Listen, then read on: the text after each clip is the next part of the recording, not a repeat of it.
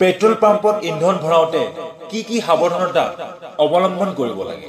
প্ৰিয় দৰ্শক, petrol diesel যিয়েই নহওক দেশত ব্যয়বহুল। তাৰ ওপৰত পেট্ৰল পাম্পৰ মালিকসকলে গ্ৰাহকক আৰু বেছিকৈ প্ৰতাৰণা কৰে। জানি বুজি পেট্ৰল পাম্পৰ মালিকৰ লুটপাট তেওঁলোকে হাতত তুলি লয়, কিন্তু অজ্ঞান মানুহবোৰে খুব ঠগন খায়। প্ৰিয় দৰ্শক, পুনৰবাৰ স্বাগতম জনাইছো মোৰ নতুন এটি ভিডিঅ'লৈ। এনেকুৱা ভিডিঅ'বোৰ পাই থাকিবলৈ আমাৰ চেনেলটো ছাবস্ক্ৰাইব কৰিবলৈ একেবাৰে নাপাহৰিব। প্ৰিয় দৰ্শক, আহক তেতিয়াহ'লে আমি ভিডিঅ'টো আৰম্ভ কৰোঁ। প্ৰিয় দৰ্শক, পেট্ৰল পাম্পৰ মানুহে কিদৰে লুটপাট কৰে আৰু এই প্ৰবঞ্চনাৰ পৰা আপুনি কিদৰে নিজকে ৰক্ষা কৰিব পাৰে। প্ৰিয় দৰ্শক, প্ৰথমতে হৈছে মেচিনটো স্থিৰ কৰি ৰাখে। মানুহে পেট্ৰল পাম্পত গৈ 100, 200, 300 বা 500 টকাৰ ঘূৰণীয়া অংকত তেল ভৰাই লয়। পেট্ৰল পাম্পৰ মালিকে বুদ্ধিমত্তা ব্যৱহাৰ কৰি মেচিনত ঘূৰণীয়া আকৃতিটো স্থিৰ কৰি ৰাখে আৰু আপুনি অতি সহজে প্ৰবঞ্চনাৰ বলি হৈ পৰে। সেইবাবে পেট্ৰল সদায় ঘূৰণীয়া ফ্ৰিগাৰত ৰাখিব নালাগে। আপুনি 102 টকা, 103 টকা, 203 টকা, 501 টকাৰ পেট্ৰল ল'ব লাগে। এনে পৰিস্থিতিত প্ৰতাৰিত হোৱাৰ সম্ভাৱনা একেবাৰে কমি যায়। প্ৰিয় দৰ্শক, বিভিন্ন পেট্ৰল পাম্পত তেল ভৰাওঁতে কি সাৱধানতা অৱলম্বন কৰিব লাগে।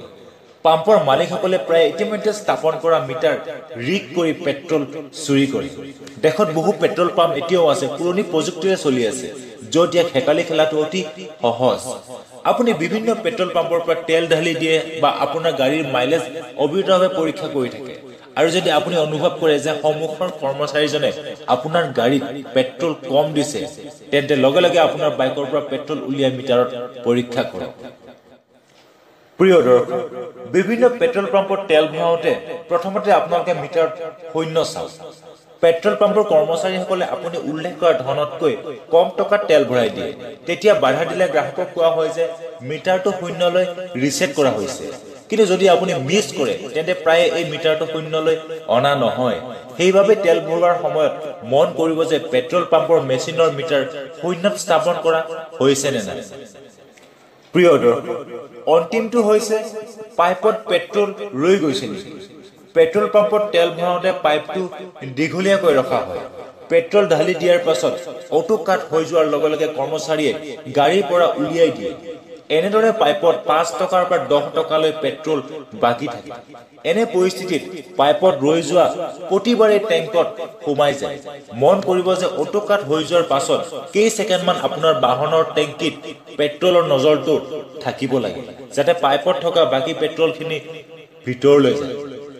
প্ৰিয় দৰ্শক, ইয়াৰ উপৰিও মন কৰিবলগীয়া কথা যে পেট্ৰল পাম্পত মেচিনত শূন্য দেখিছিল, কিন্তু কোনো অংকৰ পৰা আৰম্ভ হোৱা দেখা নাপালে।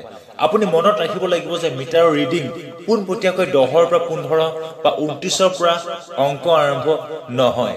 প্ৰিয় দৰ্শক, মিটাৰ ৰিডিং আৰম্ভ হয় অন্ততঃ 3ৰ পৰা।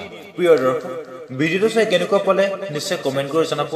আৰু যদি ভিডিঅ'টো আপোনালোকৰ অকণমান হ'লেও ভাল লাগিছে, তেতিয়াহ'লে ভিডিঅ'টো এটা লাইক, কমেণ্ট, শ্বেয়াৰ আৰু ছাবস্ক্ৰাইব কৰিবলৈ একেবাৰে নাপাহৰিব।